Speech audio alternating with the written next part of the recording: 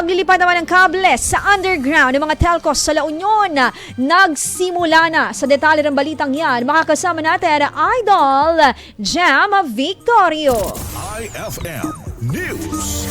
Nagsimula na ang 30 araw na unang palugit sa mga telecommunication companies sa La Union upang mailipat ang mga aerial cables sa underground kahapon. Unang ginawa ang migration ng mga kable sa provincial road ng Bawang at magpapatuloy hanggang sa mga pampublikong daanan sa mga karatig bayan at lungsod. Alinsunod ito sa striktong implementasyon ng Provincial Ordinance No. 418-2023 na nagbibigay mandato sa mga telcos na iligay sa Common Underground System ang mga kable upang maiwasang magdulot ng aksidente sa mga kakalsadahan. Matatandaan na nasawi ang SK chairperson ng bayan matapos maaksidente dahil sa kable ng internet na nahatak ng isang truck noong Pebrero. Nanindigan naman ang sangguniang panlalawigan ng La Union na haharap sa obstruction at kaukulang penalty ang telecommunication company na hindi sumunod sa naturang ordinansa. Kasama mo mula dito sa IFM de Gupana, ito si Idol Jam Victorio, Tatak IFM.